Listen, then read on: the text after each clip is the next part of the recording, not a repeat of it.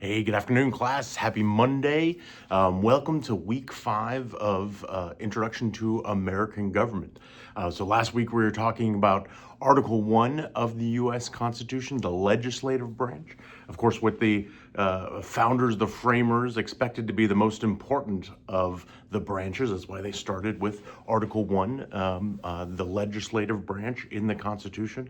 But today we know that the executive branch is by far the most powerful of the three branches. And we'll talk about some of that this week. First off, this week is the first week that we're going to have 2 chapters in the text to cover. So we have a chapter on the presidency, chapter 13, and then another chapter on the bureaucracy. The presidency has grown to such an extent that we certainly need 2 chapters to cover, but also that the president can't possibly make all of the decisions within the federal government. He must depend on those federal employees that run the bureaucracy, do the day-to-day work of the federal government. The president is certainly the top decision maker. He gets to choose who staffs the top levels of that bureaucracy, but most of that work is happening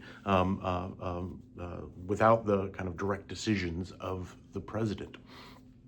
So it's important to make sure to start ahead this week. You have 2 chapters to read, 2 inquisitive tests to cover by Friday. And yeah, I have an older lecture that is currently posted on there. I'm going to record a new one this week on Wednesday. So we'll have a new lecture up there and posted.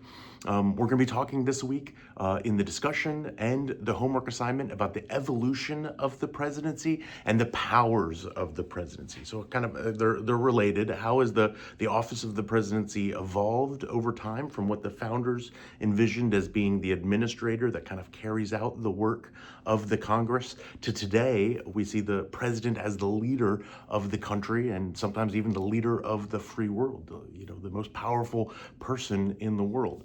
So how did that happen? We're going to be talking about that in both our discussion and our homework assignment. And it's also, I think, important to mention, and we're living in turbulent times, that these are kind of unprecedented times. We have a president that's trying to break the mold of the office of the presidency and trying to change the country in significant ways. This isn't the first time that we've had a president that has been trying to do such things, but this is probably the most forceful that we've seen a president trying to make change in the United States. Of course, many people believe that this is important change that needs to happen in the country, and many people think that this is a dangerous change that's happening in a dangerous time in our country. Either way, however you believe, these are certainly unprecedented times in our country. And when we're living through times like this, times that we know historically are going to look back as changing moments, we don't really know how things are going to shake out in the current time. So my goal in this class is really to show you how the presidency has evolved, how the Constitution lays out the powers of the presidency, and help you understand how the office is supposed to work, so that you can decide for yourself if you disagree or agree with the major changes that are happening in the country today. So it'll be a fascinating week. You're going to learn a lot. You're going to recognize a lot of things that we talk about today that you kind of hear in the news and hear in the zeitgeist. And that'll happen throughout the semester, but probably more particularly this week than others, because we're talking about the presidency of the United States. So I hope you guys have a great week. Look forward to seeing you in the discussion boards, and we'll see you guys again on Friday. Have a great day.